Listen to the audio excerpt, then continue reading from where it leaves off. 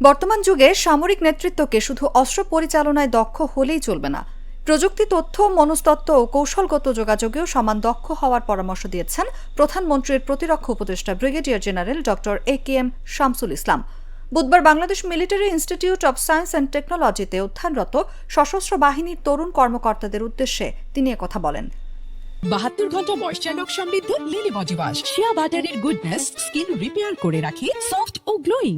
বিশ্বব্যাপী যুদ্ধের পরিবর্তিত চরিত্র তুলে ধরে প্রতিরক্ষা উপদেষ্টা বলেন, আধুনিক যুদ্ধ আর শুধু ট্যাঙ্ক, কামান, বিমান বা প্রচলিত অস্ত্রের মধ্যে সীমাবদ্ধ নেই। বর্তমান সময়ে সাইবার যুদ্ধ, ড্রোন প্রযুক্তি, কৃত্রিম বুদ্ধিমত্তা, স্যাটেলাইট, ইলেকট্রনিক ওয়্যারফেয়ার, তথ্যযুদ্ধ, সামাজিক যোগাযোগ মাধ্যম এবং বিভ্রান্তিমূলক প্রচারণা জাতীয় নিরাপত্তার গুরুত্বপূর্ণ উপাদানে পরিণত হয়েছে।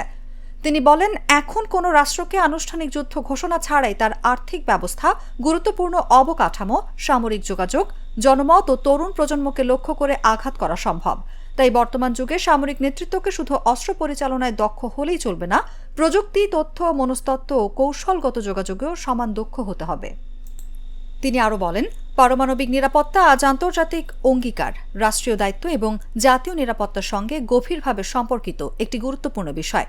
বাংলাদেশ শান্তিপূর্ণ কাজে পারমাণবিক প্রযুক্তি ব্যবহারের ক্ষেত্রে আন্তর্জাতিক মানদণ্ড, নিরাপত্তা সংস্কৃতি ও দায়িত্বশীল ব্যবস্থাপনার প্রতি অঙ্গীকারবদ্ধ। পারমাণবিক নিরাপত্তা শুধু কোনো একক প্রতিষ্ঠানের দায়িত্ব নয়, এটি জাতীয় পর্যায়ের সমন্বিত নিরাপত্তা চিন্তার অংশ। তরুণ কর্মকর্তাদের এই বিষয়ে সচেতন, দায়িত্বশীল ও পেশাগতভাবে সবসময় প্রস্তুত থাকতে হবে।